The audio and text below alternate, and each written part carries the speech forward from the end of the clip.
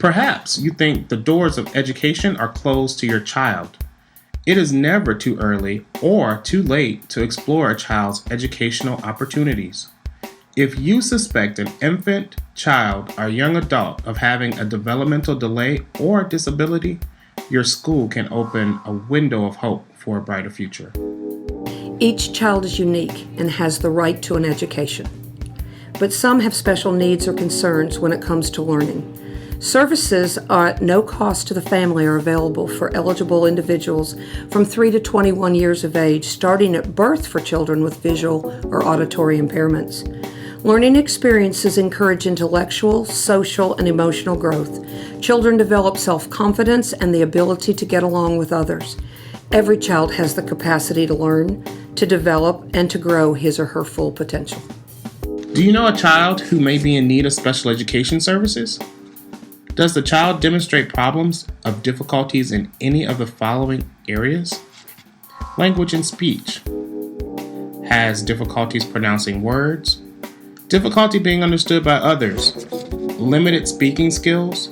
Has difficulty or does not respond when spoken to, or does not babble, coo, or talk. Hearing. Inappropriate or no response to sound. Chronic ear infections or problems. Pulls at ear. Vision. Unable to see things close up or far away after receiving corrective lenses. Unable to follow objects. Unable to focus on objects. Unable to recognize objects and people. Squints eyelids together. Or rubs eyes often. Intellectual. Does not understand directions or instructions. Does not play or relate to others. Does not identify common objects. Motor physical development. Uneven or no movement. Shows no interest in toys. Physically overactive or passive. Clumsy. Makes a lot of mistakes. Limited strength, vitality, or alertness. Behavior. Restless. Need for constant movement. No understanding of real dangers. Experiences drastic mood swings.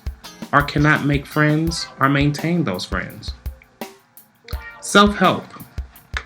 Children can develop at different rates. Most children will show steps toward independence during toddler years, but some concerns may be the following. Does not try to feed self. Rarely expresses wants or desires. Shows little or no independence. Gives up too easily. Or depends on others to care for personal needs.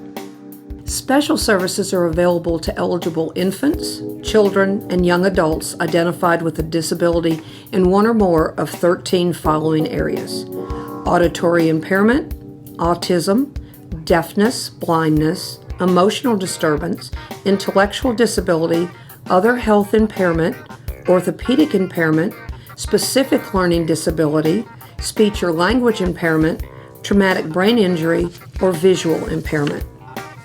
Grand Prairie ISD identifies children ages 3, 4, and 5 who may be eligible and would benefit from a preschool program for children with disabilities known as PPCD. Requests for a Child Find meeting may be made by parents, other concerned persons, or Head Start ECI caseworkers who will initiate the referral process for children that have been identified with a delay. For information on referring children enrolled in GPISD suspected of having a disability, contact the child's campus response to intervention team, the campus administrator, or district special education office. For infants or children not enrolled in GPISD, contact the district special education office for additional information. School personnel will meet with the child's parents or guardians to review data on the child's progress and provide referral paperwork, explain the parent's rights, obtain consent, and evaluate the child if felt appropriate. The school personnel may decide to put in place campus interventions and to continue to monitor the student's progress. Once a child is referred for an evaluation, the evaluation will be completed by an assessment staff member or a team. The results of that evaluation will then be shared with the parent or guardian, and during an admission review or dismissal meeting, also called an ARD or IEP meeting. As members of the ARD committee, parents and staff will discuss the child's evaluation. If the ARD committee concludes that a child is eligible for special education services based on a disability, an individualized education plan, or IEP, is written to address those areas of student needs. Then services are determined and a placement is made.